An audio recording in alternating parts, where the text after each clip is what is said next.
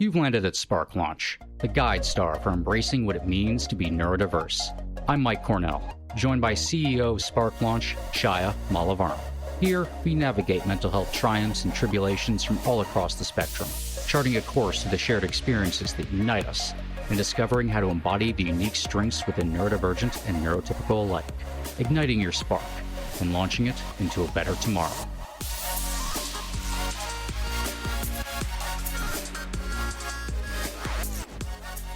Hello there, I'm Mike. I'm Chaya. And today we welcome Michele Price, who has over 40 years of experience in leadership development, specializing in guiding women and non-binary individuals through transformative leadership journeys. Drawing from Indigenous wisdom and the Gaduji framework, they empower leaders to dismantle bias, embrace empathy, and foster holistic self-leadership. Through their podcast, Verbal Vortexes, and newsletter, they help leaders align with their vision while navigating the complexities of collective and individual purpose. Welcome, Michele. Thank you. Welcome to the show, Michele. 40 years is a lot. So share us your wisdom and how do you see leadership has evolved and where do you like to see it go?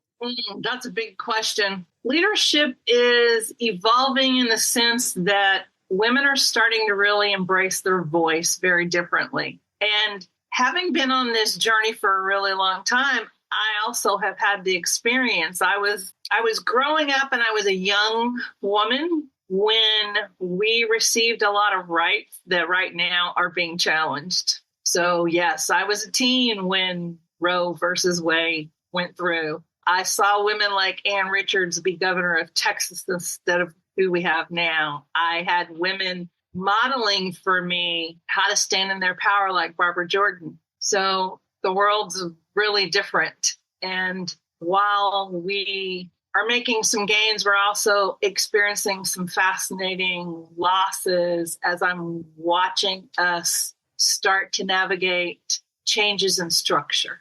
I can attest to the fact that I very recently found my voice. And for me, one of the things is when you build healthy relationships with people and authentic relationship with people, leadership becomes so easy, right? It's not about power. It's not about authority. It's about what do we have to contribute? And let's bring all our contributions together and just solve the problem that's in front of us. When you are an entrepreneur at heart, you see things differently. And I very specifically will state my journey as an entrepreneurial one because I did not walk through or even choose to walk through it from a professional perspective that some of my sisters in leadership inside of big companies have. I learned really early, but it took me a lot of skinning my knees and bumping my shins to figure out that I was an entrepreneur because it wasn't modeled for me. Both my parents, they were accountants. Their dynamic and their choice of a professional life was really different than what was natural for me. And it took a little while for me to figure that out, because like any kid, you pay attention to what's modeled for you, and then you start exploring and examining and going out in the space of seeing what you can do. It didn't feel good. Now, I will hold my hand up and say I'm very lucky as an Aries kid. I've always had a voice. Both my parents who are now passed will chuckle. I can hear their spirits chuckling with me like, yeah, we never had to worry about you speaking up for yourself. And so that allowed me to ask a whole different set of questions than I found most people even ask themselves.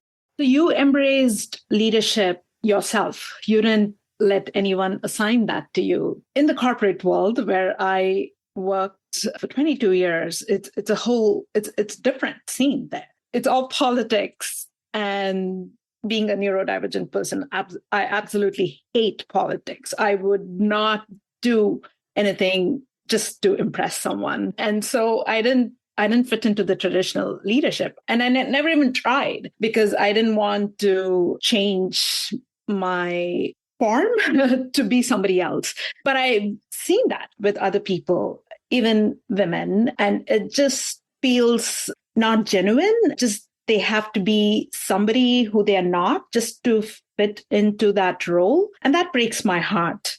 And you also talked about leading from the heart, which is what everybody should be doing, not just entrepreneurs, right? Even people in traditional roles, leadership in the corporate world should all be leading from the heart, which is the feminine energy. I like to see it as energy, which we have the masculine and feminine energy inside of us. All of us do.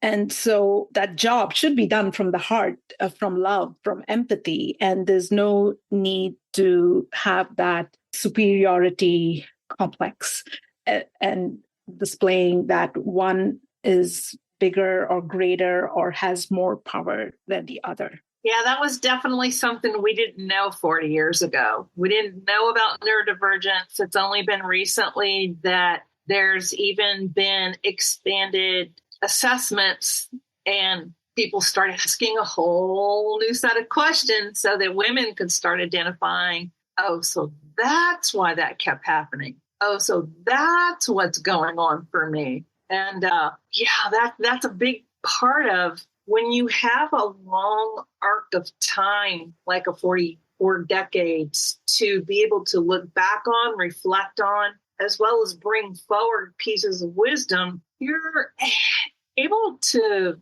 own who you are in a really different way that only really can come from time. Yes, is there a lot that I knew about myself as a young woman?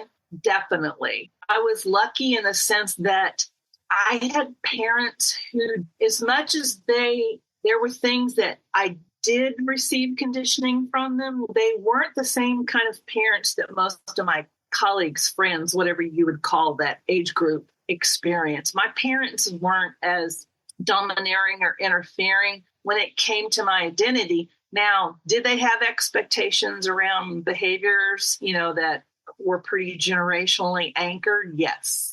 And it was interesting because I had a very open-minded mother and a father who knew a lot more than most men around holistic health than his generation would. But then he was also very anchored in very strict social conditioning. So there was a lot of that I had to overcome. And it's fascinating when you give yourself permission to just ask yourself questions instead of going by what I see a lot of people do. And that is they have default behavior that's highly conditioned from whether it's the culture they grew up in, or it's the family they grew up in, or it's generational dynamics that they grew up in. And I was just always the kid who was asking questions right out from the get-go.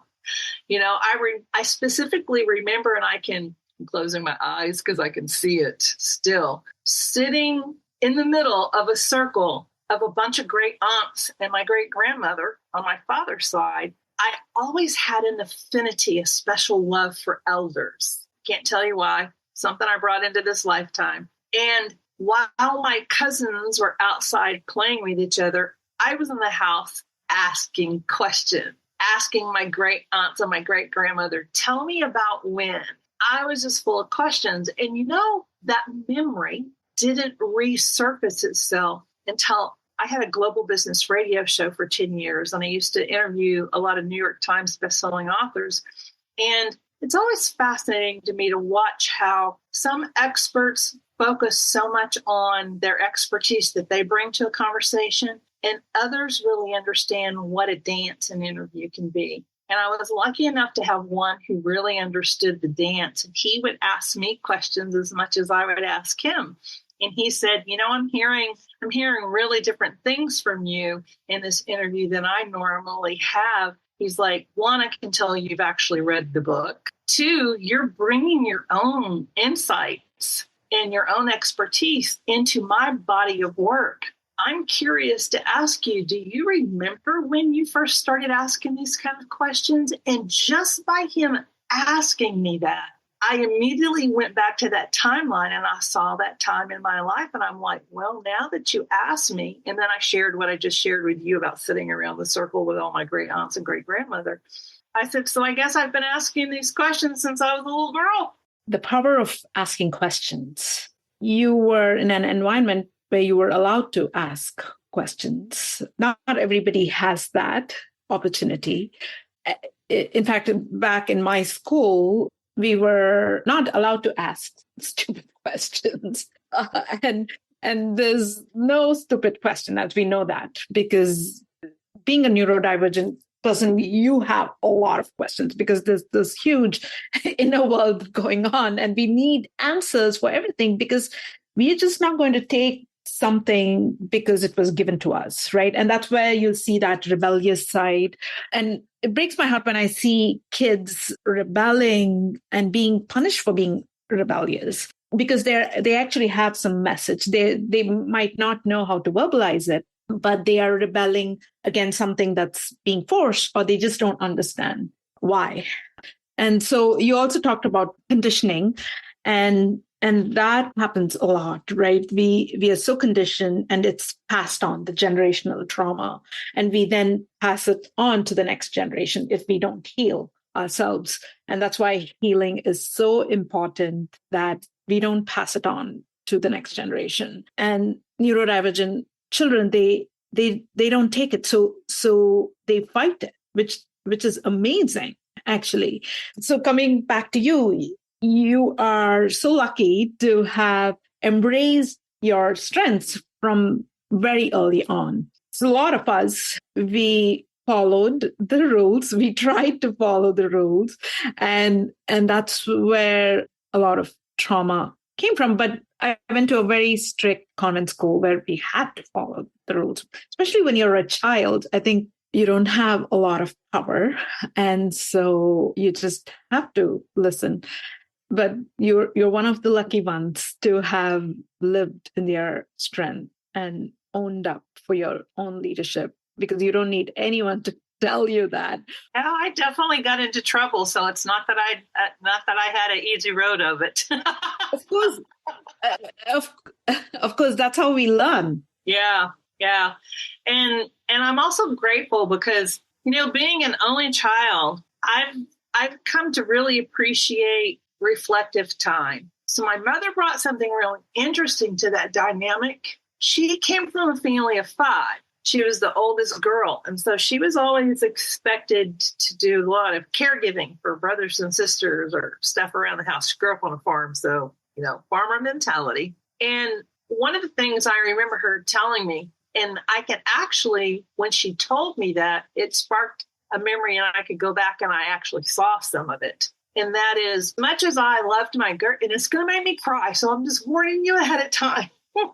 As much as I loved my grandmother, their generation was harsh. And she learned very early that I didn't respond to that. And I was lucky enough to have a mother who advocated for me and who would say things to bring attention and help everybody in the family understand that being harsh with children doesn't actually do anything for you. And so what she shared was, I was about 3 years old. My parents were living in my grandparents' house, which was only about 5 houses off the bay in a little town called LaPorte, which is about 45 minutes from Houston here. And it was a white house. I remember that. And I was outside playing, and I decided to throw mud at the house. Experimenting. What can I do with this mud? And my grandmother got really mad. She came out there and she was about to spank me. And my mother came out and said, no, she's being a 3-year-old. And so watching those dynamics and really paying attention to them also anchored for me. So not only as a mother was I the kind of mother who paid attention to what are the strengths that I see surfacing and coming out of my child as he's growing, but I did the same thing in business. I would literally ask, okay, so what are the strengths of this person, and what am I noticing in how they interact with others, and where do their strengths shift and then they aren't strengths anymore? So for example, on my startup grind team, I had all of us take multiple assessments because I'm really great at using the data from assessments and then asking questions and helping people learn about themselves. And we were all exploring because, being on a startup growing team like that, a local chapter, that's all voluntary work. And so my concern was, how can everybody bring their strengths to the table, but also feel fulfilled in what we're doing? Because it is voluntary work. So you have to think about it a little differently, pay. And how do we make sure we get accomplished what we need to accomplish so that we're able to, fulfill our obligation as a chapter? And we were continuously experimenting and paying attention to noticing what was of ease for one team member that wasn't of ease for another team member.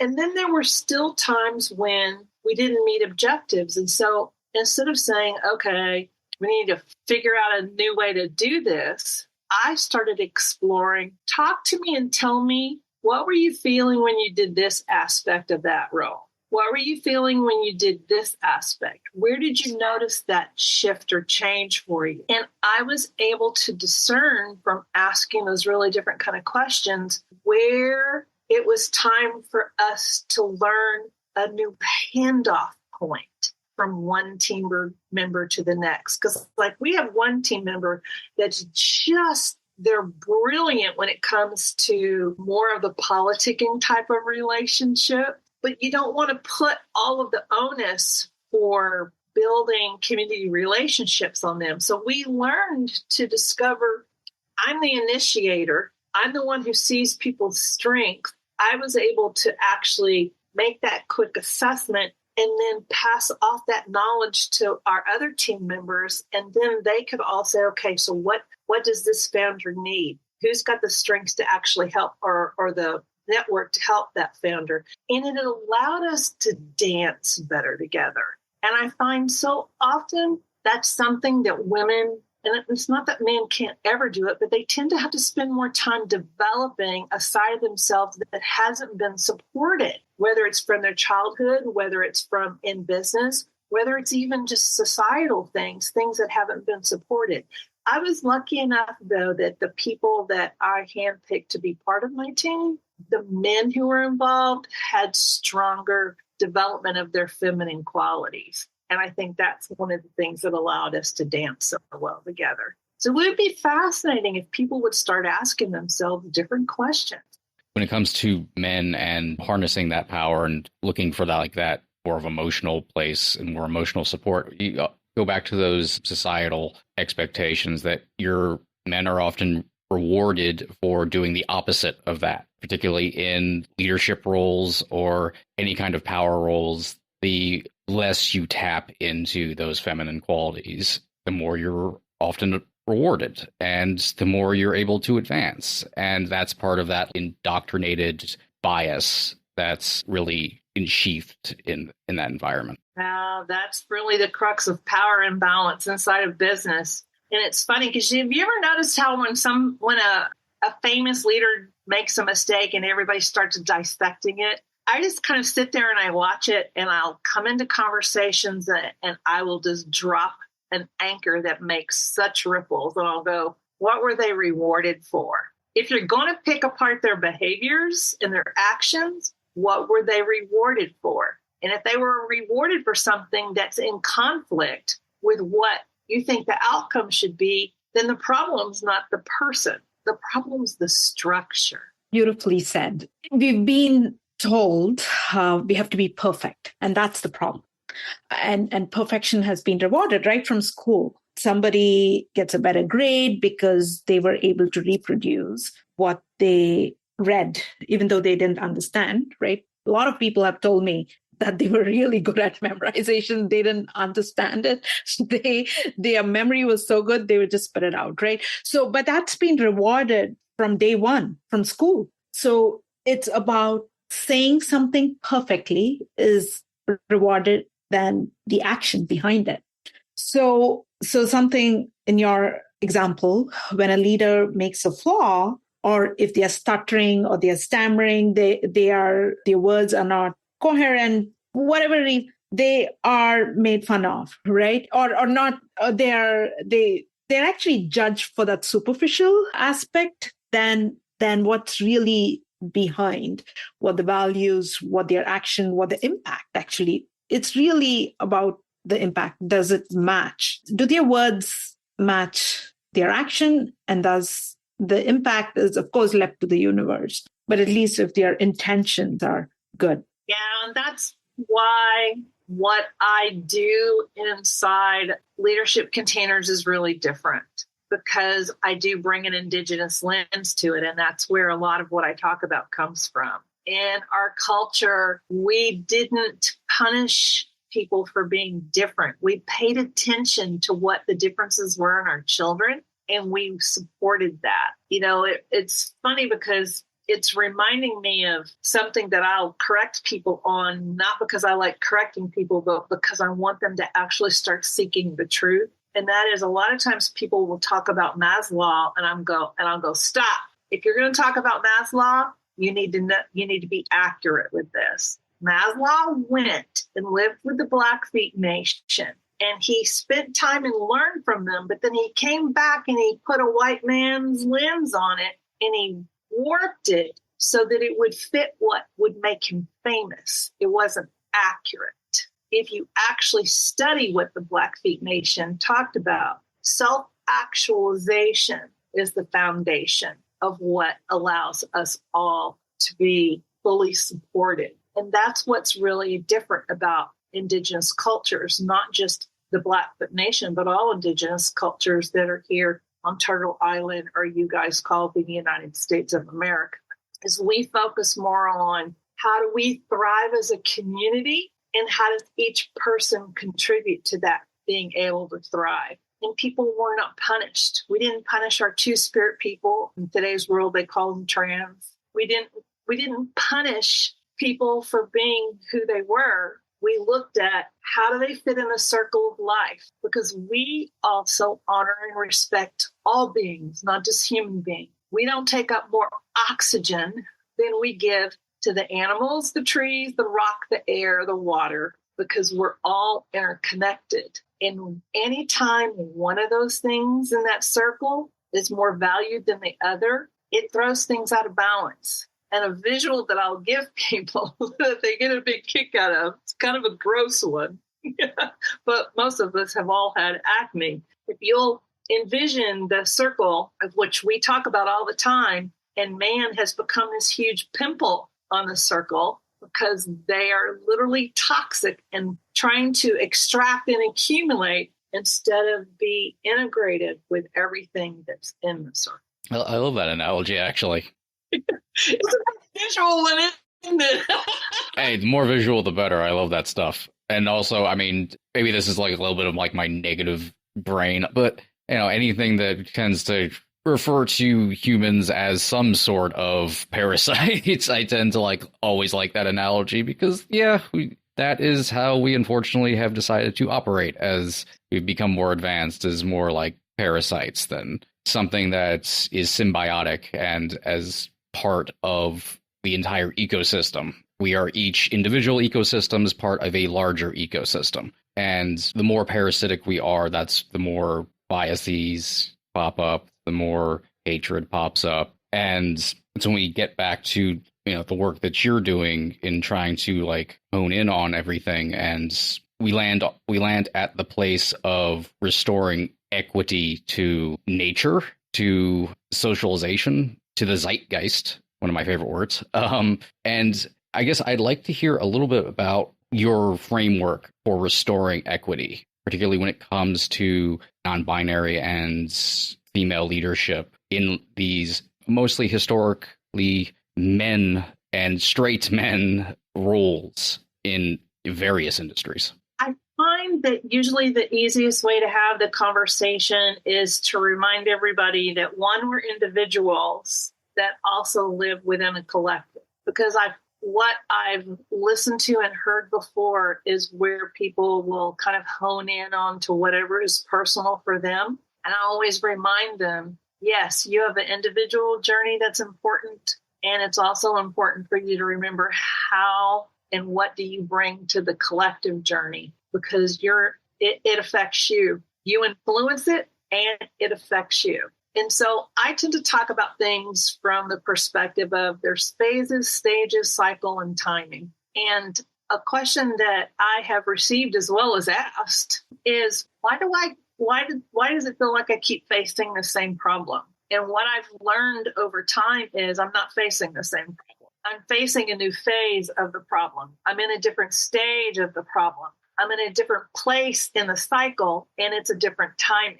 And until I actually address it on all phases, stages, and the cycles and timing, that's when it's going to be resolved and healed. It's not about being punished, which a lot of people that's the binary position that they'll take on that. It's that if we try to address everything that needs to be addressed at once, we would fry our systems. We're not designed to be able to do it. Does it mean we never have any kind of quantum leap? No, of course we do. There are going to be times, especially when it comes to intergenerational healing. Sometimes there's people in the cycle of your family who are better prepared to do the depth of healing that needs to happen for intergenerations. And the reason I can speak so strongly to that is because that's me.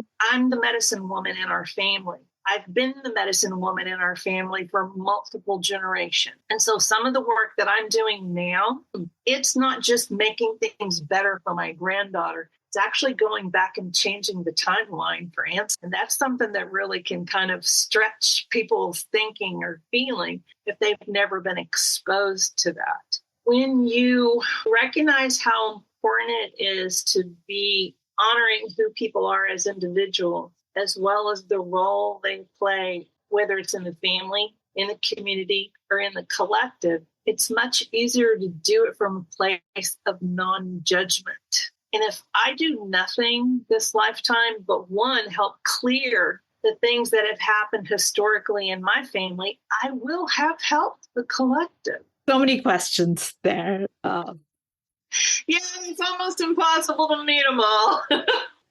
It's been a lifetime. It's been a lifetime for me learning it. And it's been a lifetime on top of a lifetime. For example, my mother died a couple of years ago.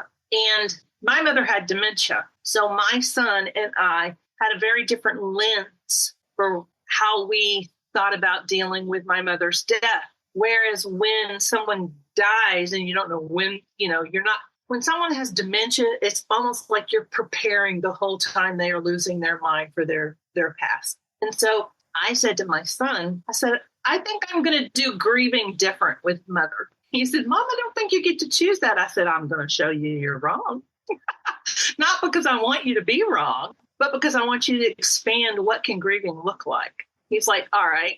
And I love how he is open-minded to be experimental with me. How are you going to go about doing that? I said, one, I'm going to intend it. I'm intending that grieving with my mother is going to be different. I am intending that my grieving process with my mother is going to be more fun. I'm telling it, you will be more fun. You will bring me joy. And it did. So I'm sitting there on the sofa one day, I'm meditating, and I'm looking at some of the things that surfaced in the last few years of her life while she could still communicate with me cognitively. And I was like, okay, so what was it about that bothered her? What's at the core of that potentially needs to be healed? Now, I'm going to tell you about for my grandparents. My mother's mother was my least favorite. She came across as a very cold, hardened, not a very loving person. And so I just didn't spend time around her. She came to me that day when I was meditating and she said, granddaughter, we need to talk. And I'm like, well, I haven't heard from you in years. What do you want?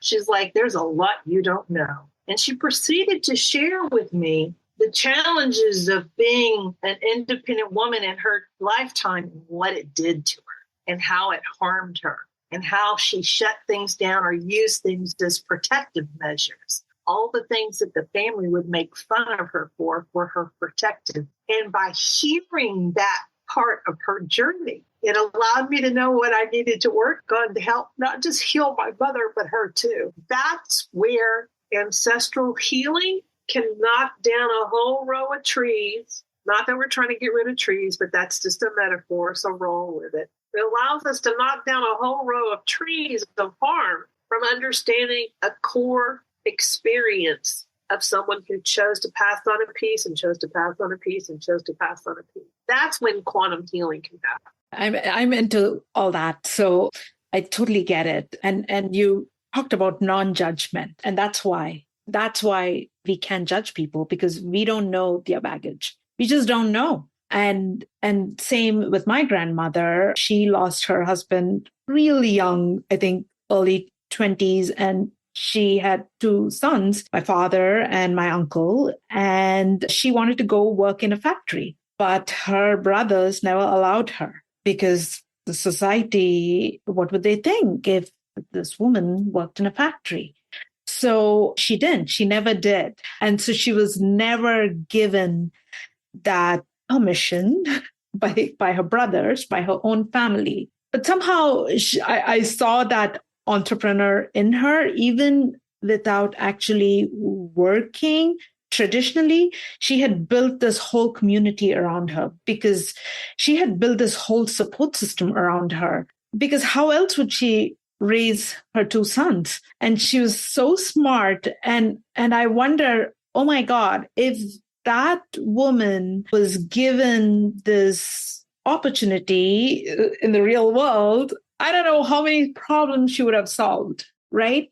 And I know I need to heal that as well for my grandmother. But what is your technique of healing your ancestor? My spiritual journey started when I was 7 years old and I had an out-of-body experience. So my spiritual journey actually started before my entrepreneurial journey. And they've both gone along in parallel, and sometimes one has weaved up and interacted with the other. And now that I'm in what I call the third phase of life, I'm actively weaving it into the work that I do with clients, because I'm at that point where the vision that I've been given to help birth, help bring to life, is to get us to the point where we have 75% deliberately silenced voices at all decision-making tables everywhere. And what's fascinating to me is sometimes people will hear that and they'll go, well, I don't want to just be at the table. And I'm like, you're missing the big picture. Because some people will also say, well, we just build our own table because we're not welcome at their table. Like, you're missing the big picture. If we have 75% deliberately silenced voices at all decision-making tables everywhere, that means they're integrated into government. That means they're integrated into business. That means they're integrated into philanthropy. That means they're integrated into everything. That is where the structural change happens. And coming from the ground up, I mean, you can make your own table all day, every day, and we get beautiful, wonderful spaces from that. But when the system itself is broken, you're still off to the side. You're, in a way, you're still fighting the Borg. Yes, exactly.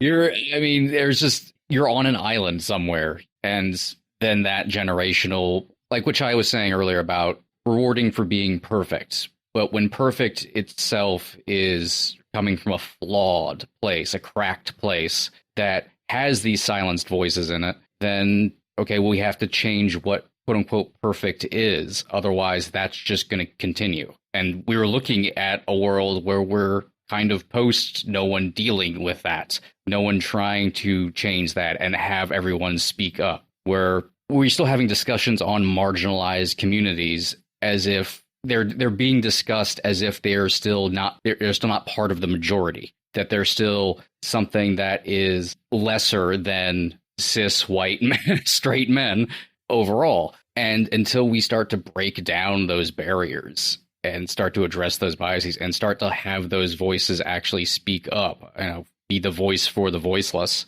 then those cycles are going to continue. And we're in a bit of a climate crisis right now, and it's not hard to see that the type of mentality that shouts down voices at the table are part of the reason as to why we're here, because then we don't get to hear everybody. And the people who have been banging that drum for decades and decades get to turn around and say, I told you so, but it's too late. By having a lack of understanding of interconnectedness, it's caused us to take actions where we weren't able to get the full impact of what those actions could have gotten us had we learned how to do it differently. And there's a lot of power in us all learning how to ask different questions, because for example, we can pick on politics for just a second. People have all been asking the same questions in politics, so now both sides have a default argument with one another and there's no progress made. But by learning how to see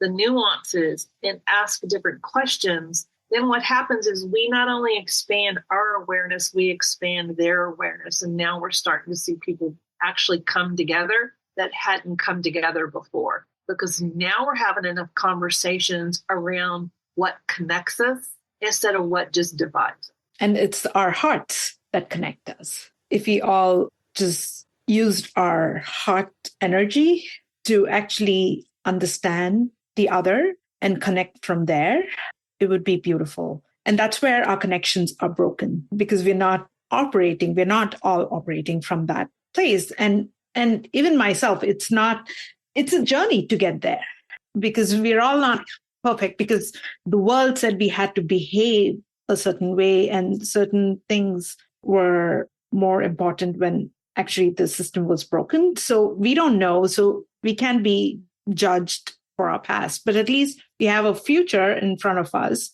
And if we can all get to that place, that purity within us, because we all have it, men, women, we all have that, and we start connecting from there, it would be a magical place. That's why the work that I do, I start helping people unravel their knots, because they're rewarded for a certain type of behavior that we know is not getting the results or the outcomes we want. But most people don't truly understand or know themselves. And a lot of times they think that I just need to learn this and then I can go do that. No, you need to learn who you are, where your real strengths are.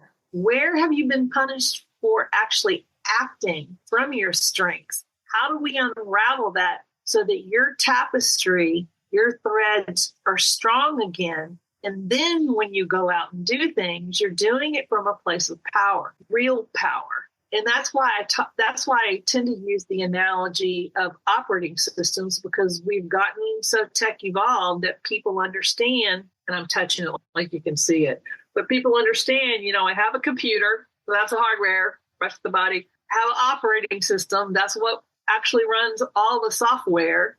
And so often what happens is all the things that have happened in our life, all the software that's been downloaded into us, some of it has been good software, but some of it's been corrupt software. But if you can't identify where the corrupt software is and learn how to defrag yourself, you're going to keep operating from defaults that aren't really your true operating system. When people start experiencing that, I've literally watched clients' physiology change in a conversation like this. We'll be on Zoom and we'll be doing some work, and all of a sudden it anchors and lands in their body. And then when that happens, then their gut starts operating well, their heart starts feeling what it needs to feel, and their mind goes, oh, you literally can see people's physiology change as we unravel the knots and they start threading themselves back into being a strong tapestry again.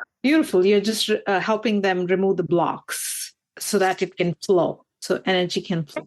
I remind them, I'm not really removing anything for you. I'm helping you see, and I'm helping you learn the skills to do it for yourself. And it's the self-realization, right? Which is what meditation does, which is when you realize that way of thinking is what is blocking. So you yourself is the obstacle and not anybody else. That's when you start moving forward. And that's why I love meditation. It just helps us go inwards. But not everybody has that. And that's why we have people like you who help people take that internal journey, because that's where the magic is. Exactly. It's, to use an old cliche, but you save one person, you save everybody. there is no such thing as too small a positive action. You have to set up each individual domino before you can knock them all down. By just doing one small thing, we're all working towards engrossing the world to a greater, more appropriate place, a place where it came from, not where it's veered off course, and correcting some of those inequalities, some of that inner toxicity. You help one person in your life. That's enough sometimes, because hopefully that person then goes on to help others. And I love how you express that in about the dominoes, because that's a great visual you could actually give people of when you do your own work, you actually put yourself in place so that all the dominoes can play. Yes. How are you putting yourself in place? Yeah. And that's why it's even, Mike, what you said was with just one person, right? That is so beautiful, because we don't have to, leadership is not just this having 100 people under you. That's not it, right? It's just that how are you using your healed energy to heal one other person, right? And that's where we all need to do. It's a domino effect, and the world again would be so beautiful if we all did that, operated from our heart. There's more of us doing the work than there was previously, at least. So, slowly through generations, we're seeing some form of betterment. So it's thanks to people like Michele. So thank you for all the work that you do and how you're trying to change people's lives and make things just better for every different kind of soul that's floating out there. So I want to thank you for joining us, first of all, but I also want to ask, where can everyone find you if they want to connect with you and see more of your work and what you do? The best places to connect with me are on LinkedIn and my Substack, because one of the things that they're going to find when they go and either listen to my podcast or read, whichever is their best learning style, is that I've got content there that meets so many different types of learning styles, and I communicate it in ways and I ask questions that help spark themselves as individuals. So whether they start that journey through the free content, or they become a paid subscriber, or they do some of that initial work like we're doing in the 5-week decision-making quest, where I'm helping them to start unravel what are their strengths, where have their weaknesses shown up in their decision-making, and how can they make the changes in order for them to get different results in 2025 than they got in 2024. Because not everybody can afford to work with me one-on-one. And I want the impact for all of us to be able to progress. And so I'd ask people, be honest with yourself. Where are you now? Where can you take the next action, even if it's a free action? In other words, reading the free material. Where does that allow you to take the next step? Where does that allow you to take the next step? Stop thinking you got to get all the way to home base. Not everybody hits a home run. Life's not about hitting a home run every time. They're winning. So my son and I share baseball. Love baseball. Tell you another story about that another time. But the winningest teams in baseball focus on getting on base. How are you going to get on base? This is a very analogy-filled episode. This is good. And all the links to where you can find Michele will, of course, be included in the show notes. And be sure to give her podcast a listen. Spark Launch, of course, can always be found at sparklaunchpodcast.com and sparklaunch.org. We're also on LinkedIn. I'm at follows his ghost on Instagram. Chaya is at _Spark Launch on Instagram. And we once again thank Michele Price for joining us in this episode. And spreading that beautiful healing energy that's inside of you. And see you next time.